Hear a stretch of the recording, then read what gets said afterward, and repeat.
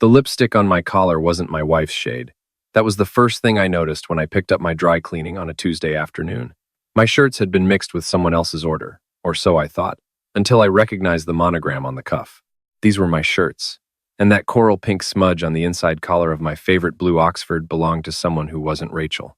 I'm Marcus Webb, 46 years old, owner of Webb Construction, the biggest residential contractor in Ridgemont, Virginia. I've built over 200 homes in this town. I know load-bearing walls from decorative ones. I know when a foundation is solid and when it's about to crack.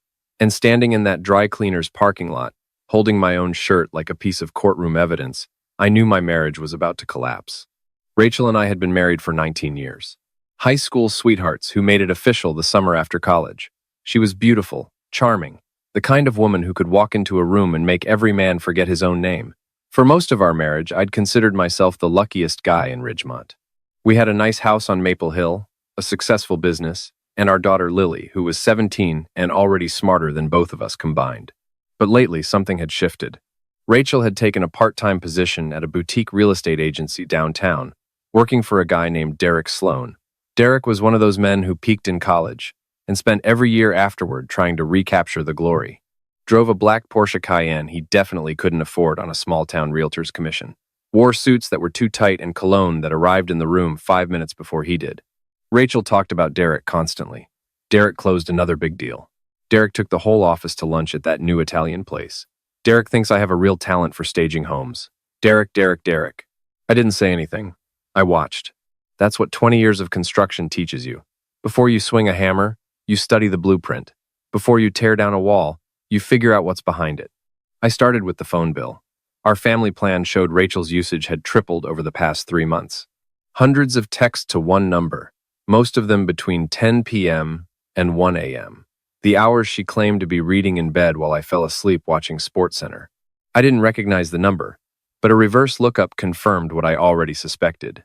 It belonged to Derek Sloan. Next, I checked our credit card statements. Rachel had a card linked to our joint account that she used for groceries and household expenses. Mixed in with the usual charges from Target and Whole Foods were receipts from places I'd never heard of. A wine bar in Charlottesville, 45 minutes away. A boutique hotel called the Ashford Inn. A lingerie shop that definitely wasn't selling the flannel pajamas she wore around the house. The hotel charges hit me hardest. 3 visits in 6 weeks. Always on Thursday afternoons, when Rachel told me she was showing properties to out-of-town buyers. Always checked out by 5 p.m. Just in time to pick up Lily from volleyball practice and come home smelling like the vanilla body spray she kept in her car to cover whatever she'd actually been doing. I could have confronted her right then. Could have thrown the credit card bill on the kitchen table and demanded answers. But I'd seen enough divorce cases among my friends to know that emotion without evidence gets you nowhere. In family court, the husband who screams gets punished. The husband who documents gets justice. So I called my lawyer. Not David Chen, the corporate guy who handled my business contracts. I called Rebecca Torres, the meanest divorce attorney in the state. Rebecca had a reputation for dismantling cheating spouses with surgical precision, and she charged $400 an hour to do it. Marcus, she said after I laid everything out, you need 3 things before we make a move. Proof of the affair that holds up in court, a full financial audit so she can't hide assets, and a postnuptial agreement, or, failing that, evidence of dissipation of marital funds. Can you get me those? I told her I could. That same week, I quietly moved 60% of our liquid savings into a trust account that Rebecca set up in Lily's name. Technically an education fund, legally untouchable in a divorce settlement. I also restructured my business accounts so that Webb Construction's assets were clearly separated from our marital property. Rachel never checked the finances. She assumed I handled everything, the same way she assumed I'd never check a phone bill. Lily found me in the garage that Thursday evening, organizing my tools with the kind of manic energy that comes from holding yourself together through sheer willpower. She sat on the workbench, dangling her legs, watching me with those sharp brown eyes that missed nothing. Dad, can I ask you something? Anything, kiddo. She was quiet for a long moment. Do you know about Mom and Mr. Sloan? The wrench in my hand went still. I looked at my daughter, really looked at her, and saw the weight she'd been carrying, dark circles under her eyes, bitten fingernails, the posture of someone holding a secret that was eating her alive. How long have you known? Since March. She swallowed hard. I came home early from a tournament. Mom's car was in the driveway, but the front door was locked, which was weird because she never locks it during the day. I used the side door and I heard them upstairs. In your bedroom, Dad. In your bed. My grip tightened on the wrench until my knuckles went white. Lily kept going, her voice barely above a whisper. She made me promise not to tell you. Said it was a one-time mistake and it would never happen again. But it didn't stop. I've seen his car parked down the street at least a dozen times since then. He parks at the Hendersons' old house, the empty one, and walks over through the backyard so the neighbors won't see. Why didn't you tell me sooner? Because she's my mom. Lily's eyes filled with tears. And because she told me if I said anything, it would destroy our family, and it would be my fault. She said you'd blame me for not telling you sooner, that you'd resent me for breaking up the marriage. I put down the wrench, walked over, and held my daughter. She cried into my shoulder for 5 minutes straight, and I made her a promise. None of this is your fault, not one single piece of it, and I will never, ever blame you for what your mother chose to do. Do you understand me? She nodded. Good. Now I need you to do something for me. I need you to act normal. Can you do that? Just for a couple more weeks. Pretend nothing has changed. Lily wiped her eyes and straightened up. She had my jaw and her mother's stubbornness, a combination that made her formidable when she decided to be. I can do that. Phase 2 started the next morning. I hired a licensed private investigator named Carl Briggs, a retired state trooper who now specialized in domestic cases. Carl was expensive but thorough. Within 10 days, he delivered a folder that would have made a prosecutor weep with joy. Photographs of Rachel and Derek entering the Ashford Inn together on 3 separate Thursdays. Time-stamped security footage from the hotel lobby showing them checking in under the name Mr. and Mrs. Davis. Screenshots of text messages obtained through a legal discovery process that Rebecca initiated. The texts were devastating. Derek calling Rachel, baby, princess, mine. Rachel responding with promises about their future together, how she was going to take me for everything in the divorce and they'd start fresh somewhere warm. One text in particular burned itself into my memory. Rachel had written to Derek, Marcus is clueless. He thinks I actually care about his boring little construction company. Once I get my half, we're gone. Cabo, baby. You and me. Cabo. She was planning to take half my life's work and flee to Mexico, with a man who couldn't even make his Porsche payments. Carl also uncovered something I hadn't expected. Derek wasn't just sleeping with my wife. He was sleeping with 2 other married women in Ridgemont, both of them clients at his agency. The man was running a one-man wrecking crew through the marriages of this town, and nobody had connected the dots because each woman thought she was the only one. I shared this information with Rebecca, who smiled the kind of smile that makes opposing counsel lose sleep. This changes everything, she said. Pattern of behavior. If we can get statements from the other women or their husbands, we don't just win. We annihilate. But I had one more thing to handle first. Something that had been gnawing at me since Lily's confession. Since March. Rachel had been sleeping with Derek since March, and Lily had caught them. In our bedroom. In our bed. The level of disrespect was staggering. But what really kept me up at night was a simple piece of arithmetic.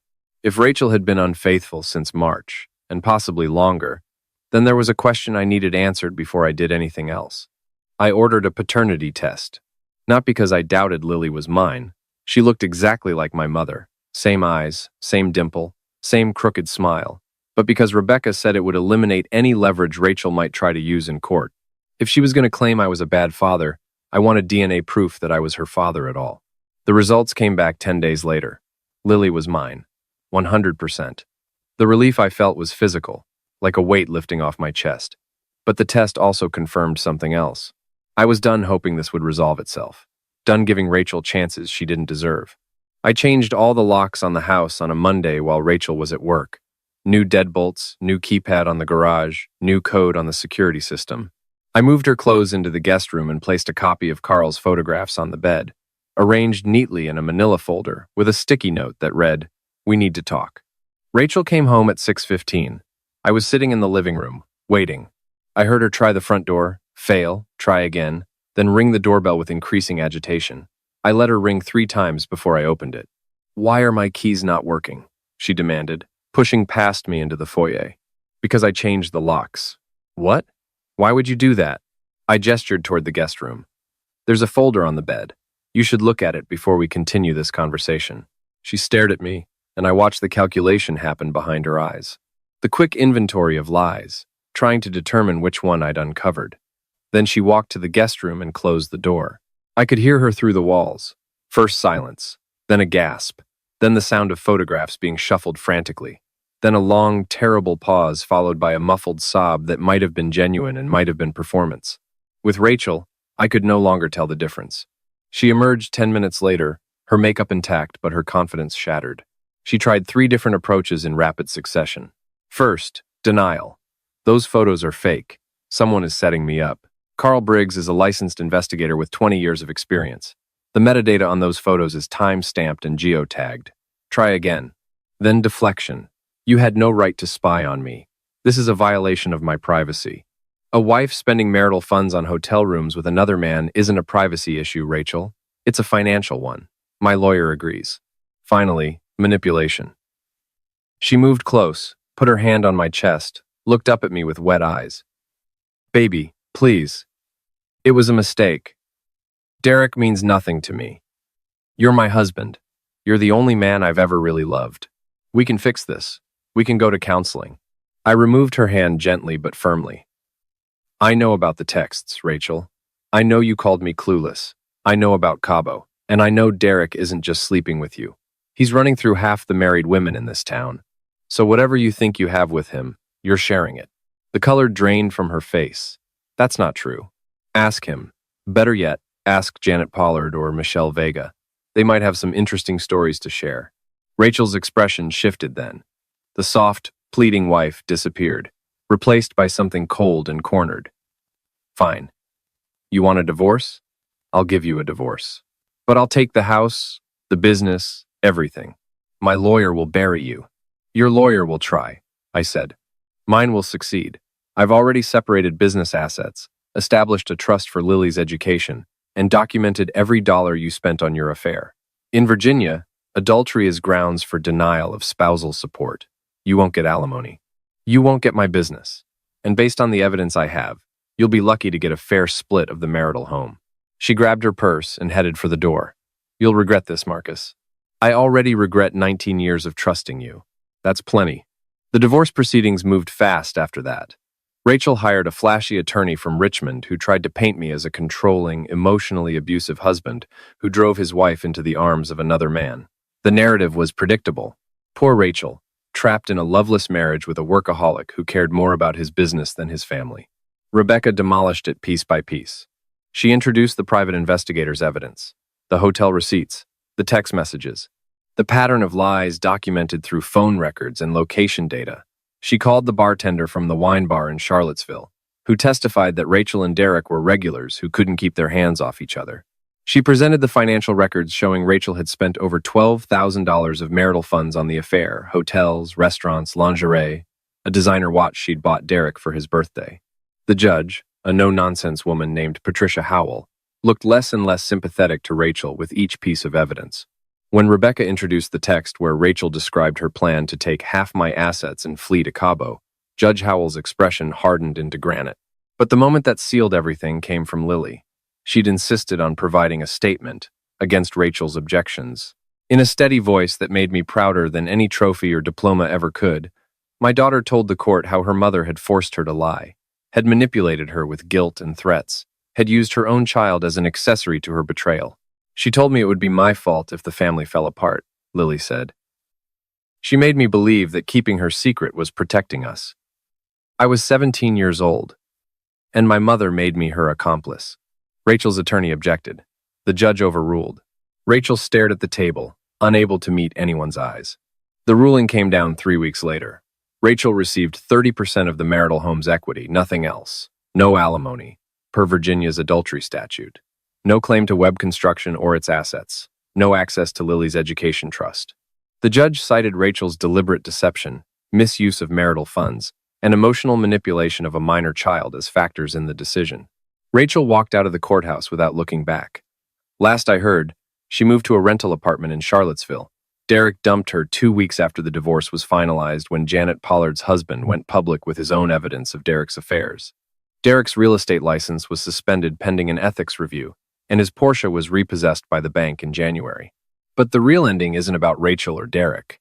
It's about a Thursday evening in April, 3 months after the divorce was final, when Lily and I sat on the back porch of our house eating pizza and watching the sunset paint the Blue Ridge Mountains in shades of orange and purple. "Dad," she said, picking a mushroom off her slice and flicking it onto my plate the way she'd done since she was 5, "you seem different." Different how? I don't know. Lighter, like you can breathe again. I looked at my daughter, this incredible young woman who'd carried a burden no teenager should have to carry, and come out the other side with her integrity intact. "I can breathe again," I said. "And Lily?" "Yeah?" "Thank you. For telling me the truth when it mattered. For being braver than any adult in that situation had a right to ask you to be." She leaned her head against my shoulder, and we sat there as the sun disappeared behind the mountains and the first stars blinked on above Ridgemont. The house on Maple Hill was quieter now. Some nights that quiet felt heavy, but most nights it felt clean, like a foundation that had been stripped down to the bedrock and was ready to be built on again. I'd built 200 homes in this town. I could build one more life.